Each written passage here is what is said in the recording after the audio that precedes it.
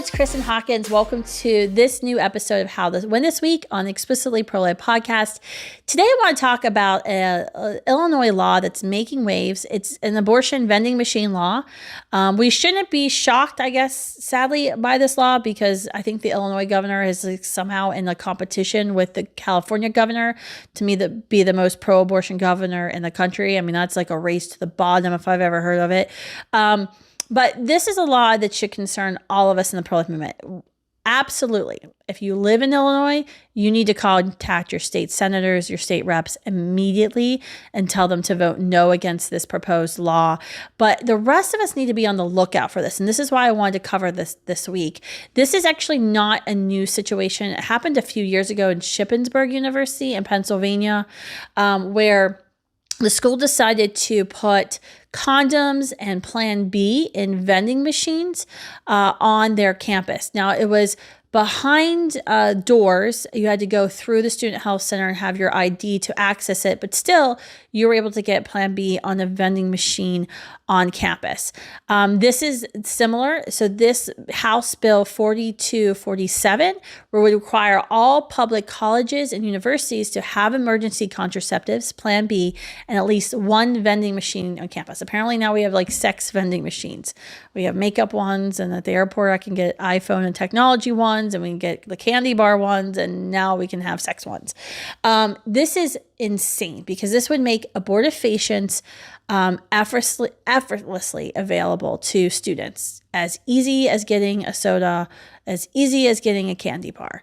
And this is something that I predict if it passes in Illinois, we will sadly see this sweep across the country. As you all know, in California, they passed and Governor Newsom signed into law right after taking the helm of the state SB 24, which mandates that all state universities in California dispense chemical abortion pills right on campus. We have other states like New Mexico, Massachusetts, and I'm sure once Illinois figures it out, they'll want to do it too, to make our universities, public universities, straight up an abortion vendor.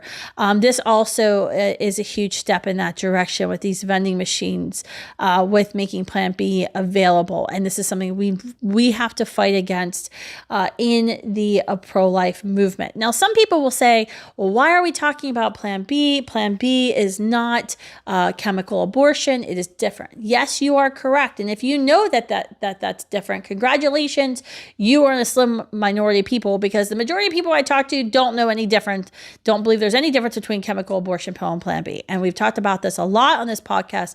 There's absolutely a difference. Chemical abortion pills, RU486, whatever you want to call them, they're 100% intention is to end the unique whole living life and the beating heart of another human being. Sometimes ends the life of the mother, certainly can leave her infertile or give her other very life-threatening complications, but that is the intention. The intention of Plan B now is not to be abortifacient. It's to stop conception, stop the unique whole living life from coming into existence. However, if you look at the back of the box on Plan B, it'll say on the left side, does not harm an existing pregnancy. Then on the right side, in way smaller font, and you can Google the image this, because I had to prove this to a pastor not long ago on my Facebook Messenger. On smaller font, on the right side, it says, may inhibit the implantation of a fertilized egg into the uterine wall. That's an abortion.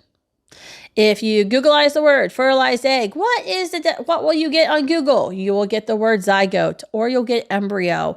A fertilized egg is a human being, because once the egg becomes fertilized, the part and the other from mom, here I go. This is my kids will always be traumatized.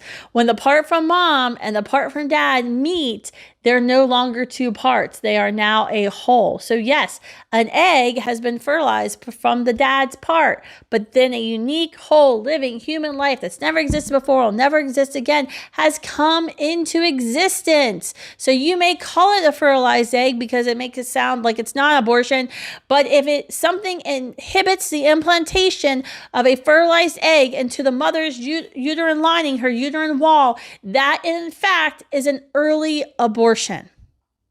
96% of biologists agree that human life begins at fertilization, not at implantation. which ACOG, American College of Obstetrician and Gynecologists, changed. Why was that definition of pregnancy changed not long ago? We've talked about this again on the podcast. Why is it changed? Come on, say it out loud. Because of birth control and IVF. The definition of pregnancy changed from fertilization implantation to allow for chemical drugs that end human life before that human life has made its way from the fallopian tube down into the uterine wall. This also means that folks who commit and practice IVF don't believe that they're actually killing human beings because the human being hasn't implanted into the uterine wall. That is discrimination based on location, by the way, folks. But just saying it. So Plan B, it does carry this risk. We know because Plan B is a high dose birth control pill, the goal is to stop the ovary from releasing the egg. But we know breakthrough ovulation occurs. We know it has this third kind of mechanism of making the uterus uninhabitable if a fertilization has occurred and that new human being is making its way down from the fallopian tube into the uterine lining. We've known this for years. That makes this drug potentially an abortifacient.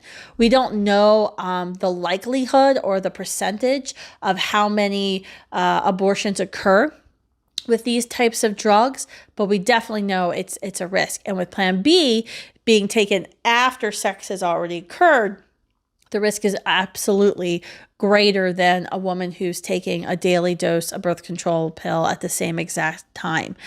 So this is something I want you to be aware of to make sure you're fighting against in your state. If you live in Illinois, make sure you contact your state reps, your state senator, telling them no vending machine abortion pills or abortifacients should ever be allowed here.